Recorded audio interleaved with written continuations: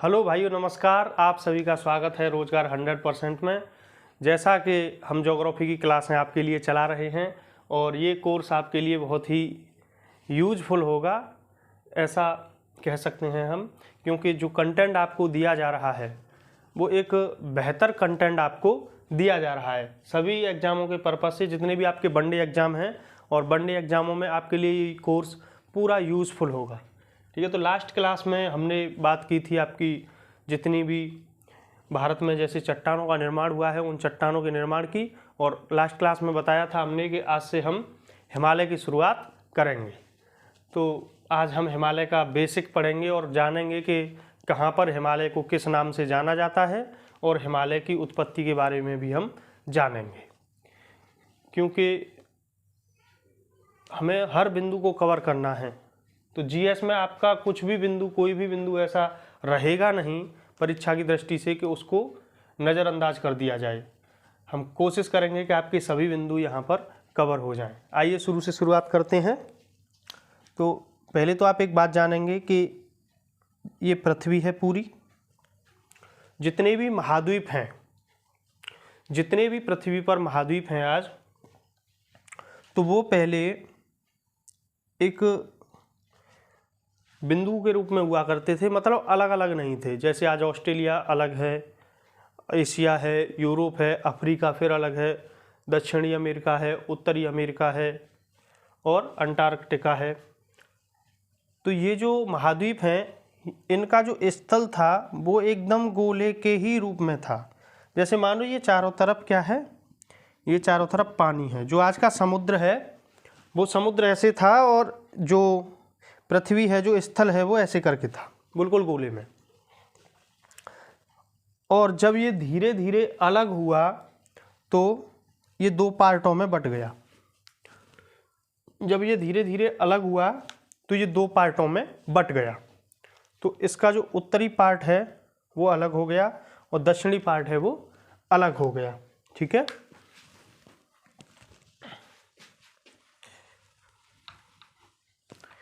एक सेकंड। ये पूरी पृथ्वी है और पृथ्वी पर ये पूरा स्थल है, ये पूरा जल है। ठीक है, ये वाला पूरा समुद्र है और ये वाला जो स्थल दिखाई दे रहा है, स्थल, इस स्थल को कहते थे उस समय पैंजिया। इसको कहा जाता था पैंजिया। तो पृथ्वी पर जो पृथ्वी है, आज हम जिस स्थल पर रह रहे हैं, वो हिस्सा उस समय पैंजिया कहलाता था। और जितने आज महाद्वीप आप अलग अलग देख रहे हो, ये सभी एक दूसरे से सटे हुए थे, चिपके हुए थे। तो एक ऐसी आकृति थी कि पूरा स्थल एक जगह और चारों तरफ इसके महासागर, ये स्थिति थी। तो जब ये अलग हुआ स्थल, तो जो पैंजिया है, पैंजिया दो भागों में टूट गया। पैंजिया कितने भागों में टूट गया? दो भागों में।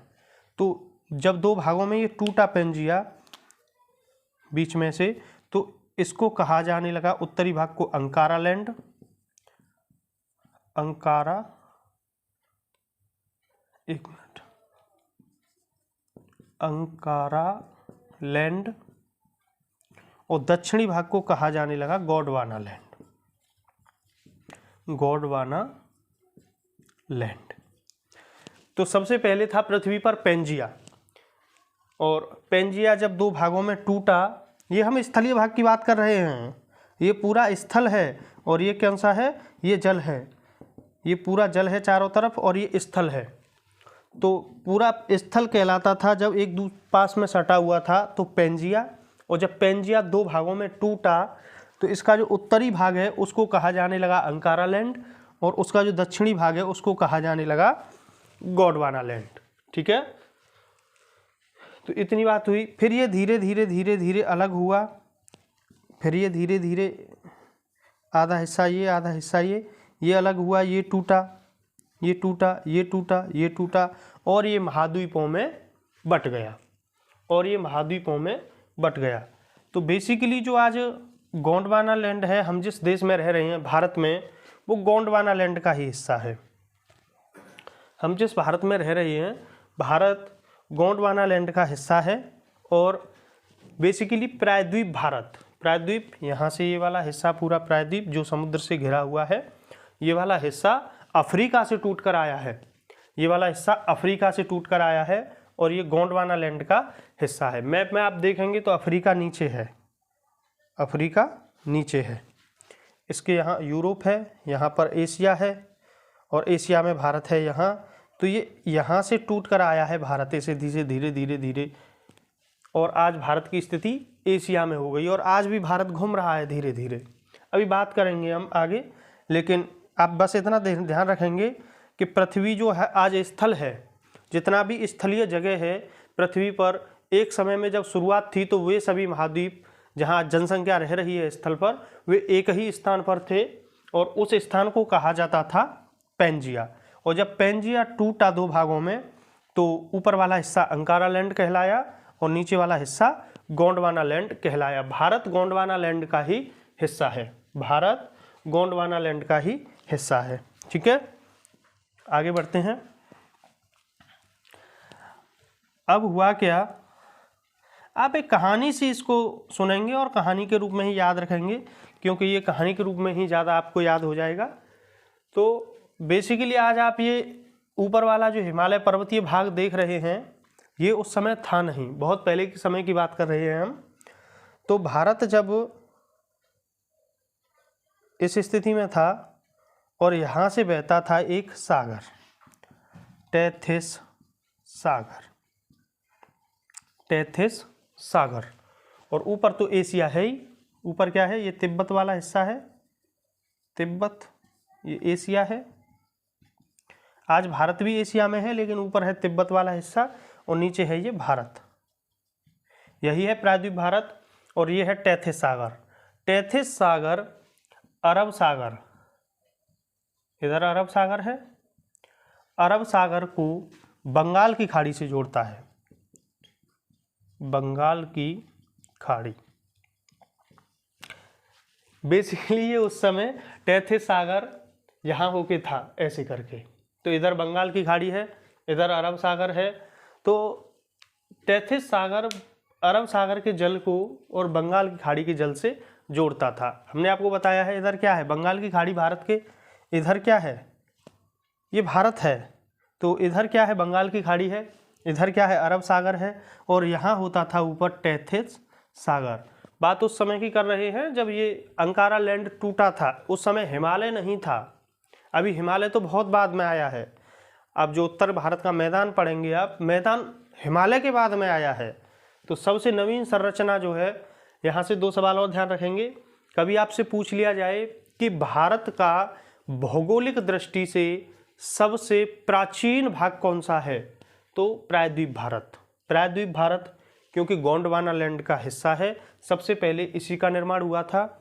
और सबसे नवीन कौन सा है भौगोलिक दृष्टि से, तो उत्तर भारत का मैदान, अभी बताएंगे हम, इसमें सब चर्चाएं होंगी।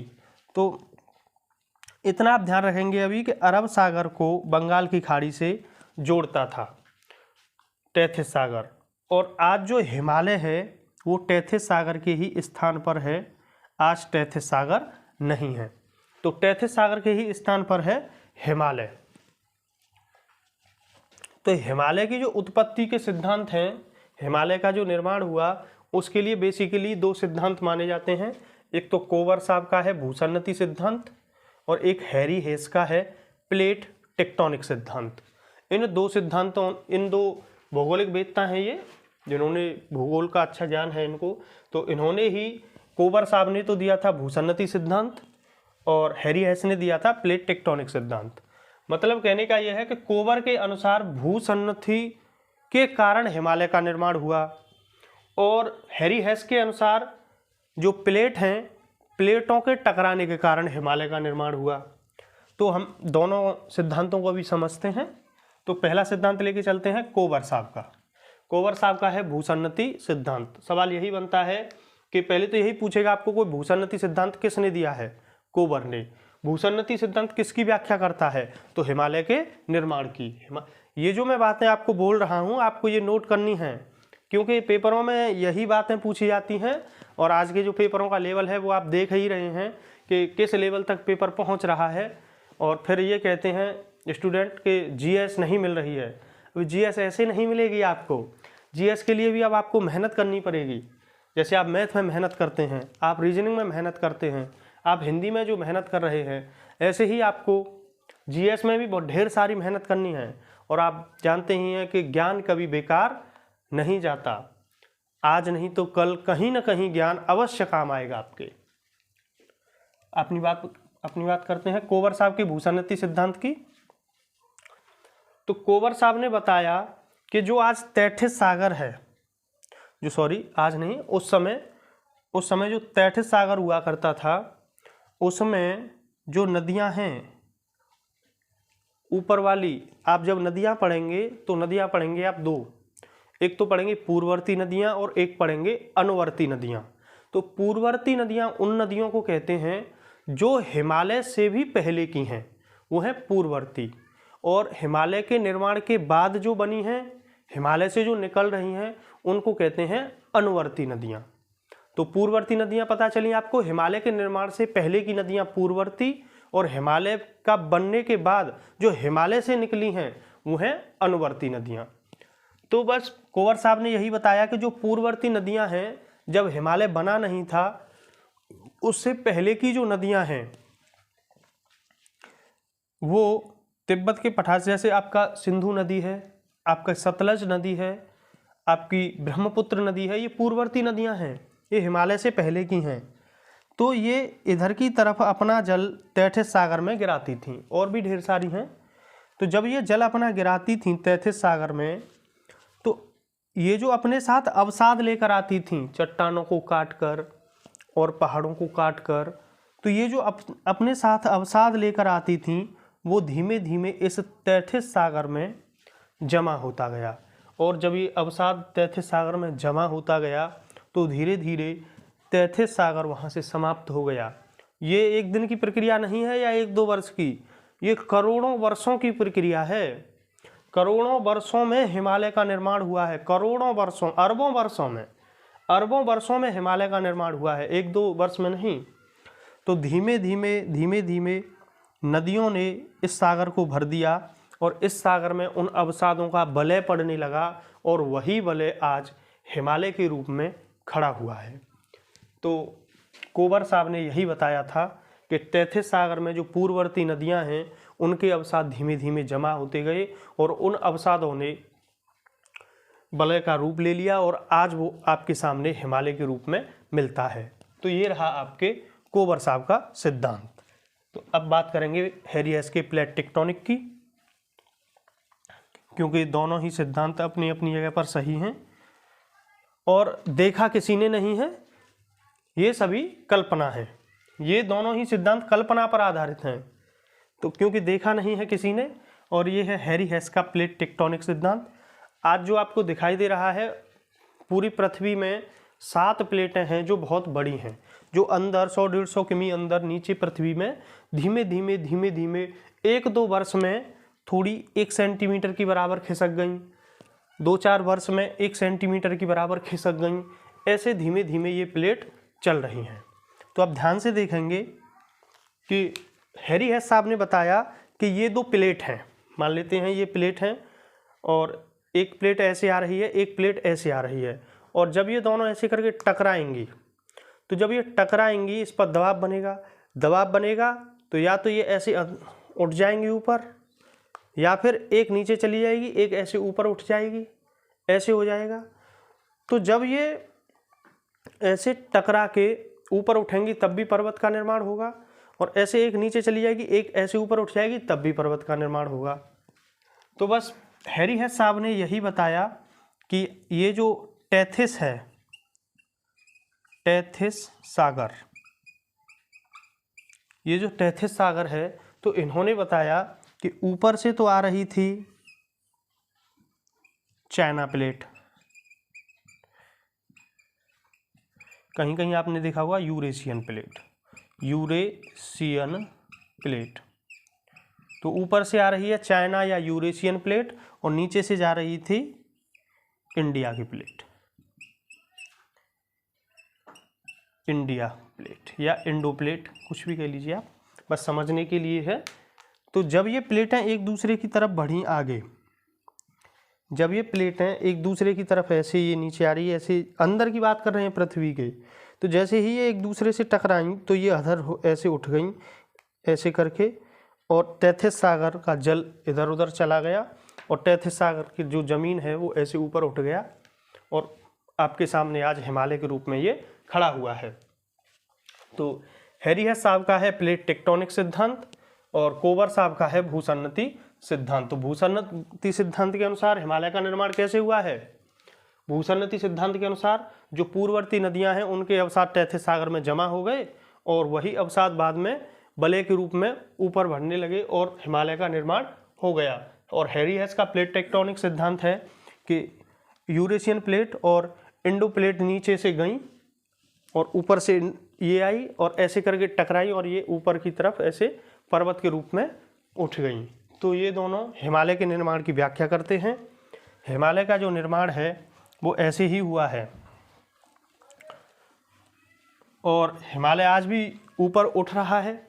जो आपका हिमालय है वो आज भी ऊपर उठ रहा है, इसलिए ये सिद्धांत अपने अनुमान में सही हैं, क्योंकि आज भी हिमालय की आप जो पढ़ते हैं, जो माउंटेन एवरेस्ट है उसकी ऊंचाई 4 मीटर और ऊपर बढ़ गई है। पहले 8,848 थी, अब 8,852 मीटर की हो गई है। तो आज भी हिमालय ऊपर उठ रहा है, ये दर्शा रहा है।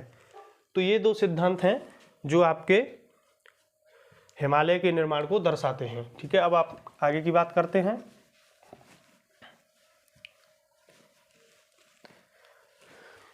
अब बात करेंगे हम इसके परिचय की।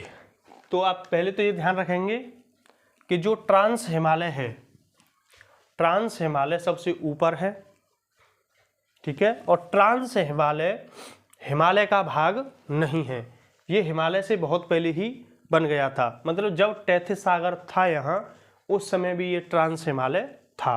तो ट्रांस हिमालय का निर्माण बहुत पहले हो गया है। ये ट्रांस हिमालय है ऊपर का। ये जो आप दिख रहे हैं ये पहाड़ियों के नाम हैं। दरअसल बेसिकली अभी पता चलेगा आपको, ये जो आप दिख रहे हैं लाइन है, ये सभी पर्वतों की श्रृंखलाएं हैं।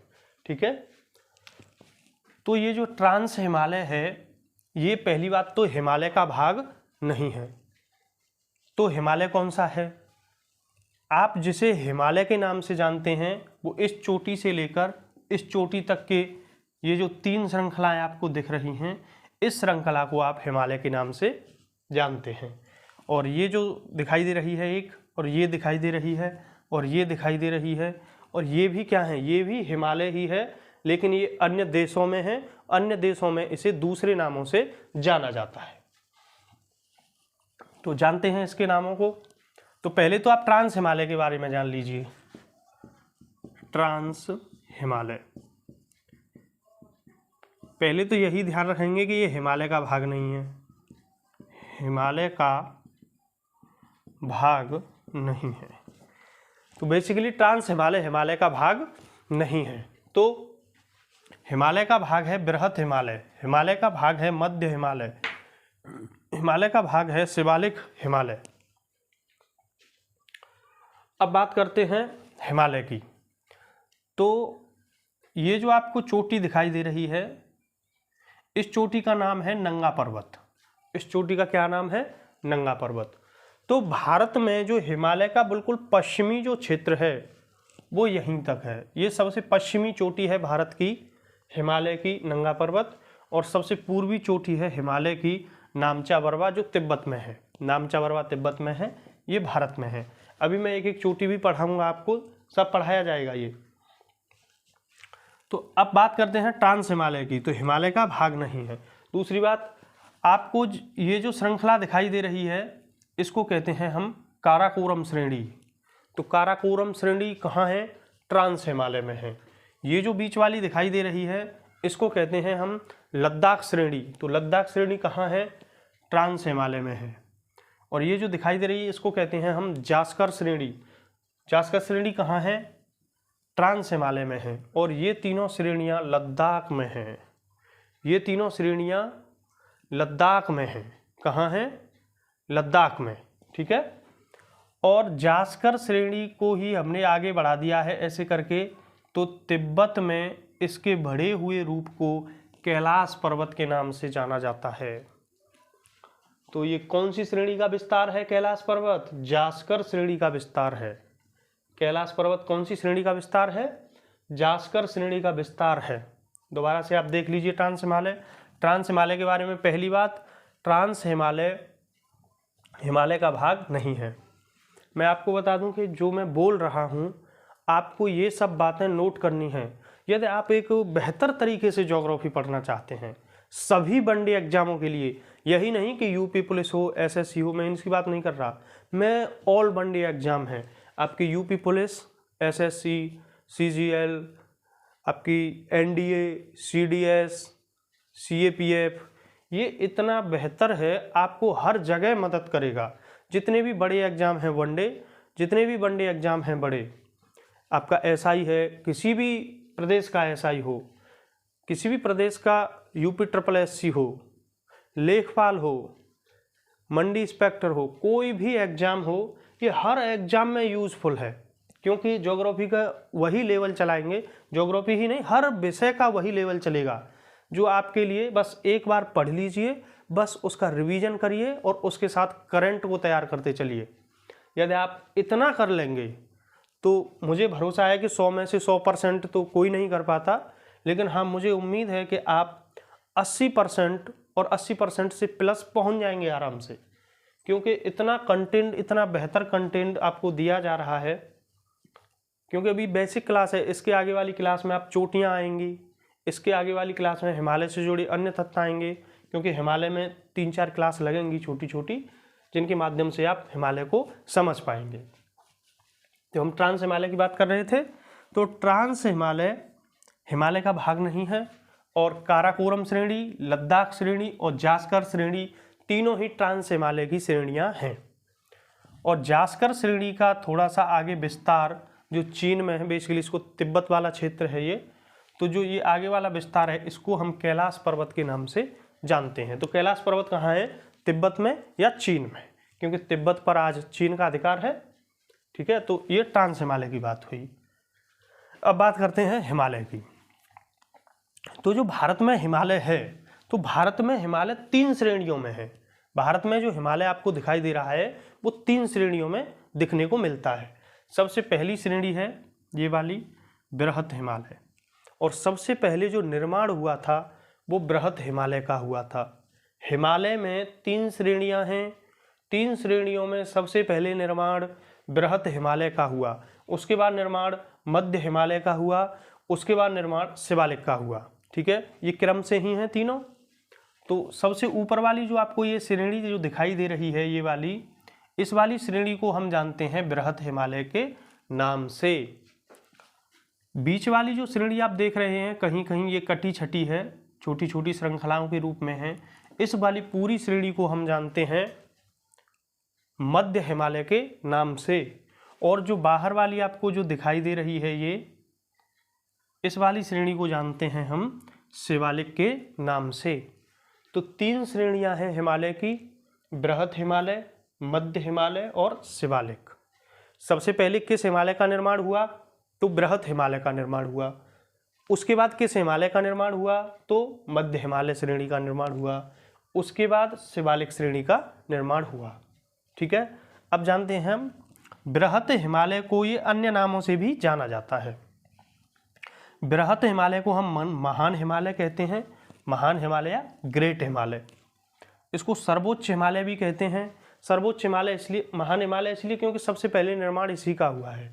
सर्वोच्च हिमालय इसलिए क्योंकि जो सर्वाधिक ऊंची चोटियां हैं, विश्व की लगभग 10 सबसे बड़ी ऊंची चोटी हिमालय में ही स्थित हैं, और सबसे ज़्यादा चोटी सर्वोच्च हिमालय में ही स्थित है। जो आपकी माउंटेन एवरेस्ट है नेपाल में, वो यहाँ पर इसी में बृहत हिमालय में ही स्थित है। तो इसलिए इसको सर्वोच्च हिमालय कहा जाता है। इसको आंतरिक हिमालय भी कहते हैं, और इसको बृहद्री हिमालय भी कहा जाता है। इसको बृहद्री हिमालय भी कहा जाता है। ठीक है, आगे बढ़ते हैं हम। तो मध्य हिमालय आया। मध्य हिमालय को हम लघु हिमालय के नाम से भी जानते हैं, और इसको हिमाचल हिमालय के नाम से भी जानते हैं। शिवालिक को हम बाह्य हिमालय के नाम से भी जानते हैं, क्योंकि बाहरी तरफ है बिल्कुल, तो बाह्य हिमालय, और ये अंदर की तरफ है इसलिए इसको आंतरिक हिमालय कहा जाता है। ठीक है, अब बात करते हैं हिमालय की जो अन्य श्रेणियां हैं जो दूसरे देशों में हैं। पहली बात, हिमालय का जो नामचा बरवा चोटी देख रहे हैं आप, वहां से हिमालय ने दक्षिणी टर्न ले लिया है, मतलब हिमालय दक्षिण की तरफ मुड़ गया है। ठीक है, नंगा पर्वत है, नंगा पर्वत जो चोटी है वहां से हिमालय भी दक्षिण की तरफ मुड़ गया है, यहाँ से भी दक्षिण की तरफ मुड़ गया है और यहाँ से भी दक्षिण की तरफ हिमालय मुड़ गया है। तो सबसे हिमालय की सबसे पूर्वी चोटी नामचा बरवा चोटी, हिमालय की सबसे पश्चिमी चोटी नंगा पर्वत चोटी। नामचा बरवा तिब्बत वाले क्षेत्र में है, चीन में है, और नंगा पर्वत भारत में है। ठीक है, आप ये नोट करते चलेंगे और ये चोटियाँ तो अभी आगे आएंगी, तो चोटियों के बारे में आगे भी पढ़ाया जाएगा आपको, क्योंकि इसमें ढेर सारी महत्वपूर्ण चोटियाँ हैं, ढेर सारे महत्वपूर्ण पर्यटन स्थल हैं, ढेर सारी नदियाँ हैं, और ये सब आपको बताई जाएंगी। तो नंगा पर्वत से हिमालय ने दक्षिणी टर्न ले लिया है, और नामचा बरवा से दक्षिणी टर्न और नंगा पर्वत से भी दक्षिणी टर्न ले लिया है। अब ये हिमालय ही है, ये श्रृंखला जो दिख रही है ये भी हिमालय है, ये श्रृंखला जो दिख रही है ये भी हिमालय है, ये भी पूरा हिमालय है, लेकिन इनके नाम अलग अलग हैं। तो आप ध्यान से जानेंगे, हिमालय को पाकिस्तान में सुलेमान पर्वत कहते हैं, तो ये पाकिस्तान है, पाकिस्तान। ये सवाल बहुत बार आया है कि हिमालय को पाकिस्तान में किस नाम से जाना जाता है, तो हिमालय को पाकिस्तान में सुलेमान पर्वत के नाम से जाना जाता है। फिर आप देख रहे हैं हिंदू कुश, ये अफगानिस्तान है, अफगानिस्तान। तो अफगानिस्तान में हिमालय को किस नाम से जाना जाता है, हिंदू कुश पर्वत के नाम से। ये तो आप जानते ही हैं कि ये म्यांमार है, म्यांमार में किस नाम से जाना जाता है, अराकान योमा पर्वत के नाम से। तो हिमालय को म्यांमार में अराकान योमा पर्वत के नाम से जाना जाता है। जब मैं आपको अंडमान निकोबार पढ़ा रहा था तो मैंने बताया था आपको कि जो अंडमान निकोबार है आपका, ये जो अंडमान निकोबार है ये अराकान योमा का ही भाग है, और अराकान योमा अंदर के लिए यहाँ धंस गया है और यहाँ टापुओं के रूप में थोड़ा उठ गया है, उसी को आप अंडमान निकोबार के नाम से जानते हैं। एक बार मैं रिकॉल किए देता हूँ इन बातों को कि हिमालय, ट्रांस हिमालय, काराकोरम, लद्दाख श्रेणी, जास्कर श्रेणी, इन तीनों श्रेणियों को ट्रांस हिमालय कहते हैं, और जास्कर श्रेणी का बढ़ा हुआ रूप तिब्बत में कैलाश पर्वत के नाम से जाना जाता है। और हिमालय से पहले का बना हुआ है, हिमालय का भाग नहीं है ट्रांस हिमालय। और हिमालय की 3 लंबी पर्वत श्रृंखला हैं। सबसे पहले इस वाली श्रृंखला का नाम निर्माण हुआ जिसको आप बृहत हिमालय के नाम से जानते हैं, महान हिमालय के नाम से जानते हैं, ग्रेट हिमालय, सर्वोच्च हिमालय, आंतरिक हिमालय, बृहद्री हिमालय के नाम से आप जानते हैं। फिर जो बीच में आपको ये श्रृंखला टूटी हुई दिखाई दे रही है कहीं कहीं, इसको आप मध्य हिमालय के नाम से जानते हैं। इसको लघु हिमालय भी कहा जाता है, इसको हिमाचल हिमालय भी कहा जाता है। फिर जो बाहर वाली श्रृंखला है इसको शिवालिक के नाम से जानते हैं, इसको बाह्य हिमालय के नाम से भी आप जानते हैं। पाकिस्तान में हिमालय को सुलेमान पर्वत के नाम से जाना जाता है, और अफगानिस्तान में हिंदू कुश पर्वत के नाम से जाना जाता है, और म्यांमार में अराकान योमा पर्वत के नाम से जाना जाता है। और अराकान योमा का ही बढ़ा हुआ रूप बंगाल की खाड़ी में छोटे छोटे टापुओं के रूप में उभरा है, जिसे आप अंडमान निकोबार के नाम से जानते हैं। तो ये था हिमालय का बेसिक परिचय, और आगे की जो क्लास आएगी हम उसमें इसकी चोटियों का अध्ययन करेंगे। ठीक है, और क्लास आपको अच्छी लग रही है तो क्लास को अपने दोस्तों को शेयर करो। आपके जो भाई हैं, सिस्टर्स हैं, बहन हैं जो पढ़ाई कर रही हैं उनको क्लास को शेयर कीजिए। आप चैनल को सब्सक्राइब कीजिए। धन्यवाद।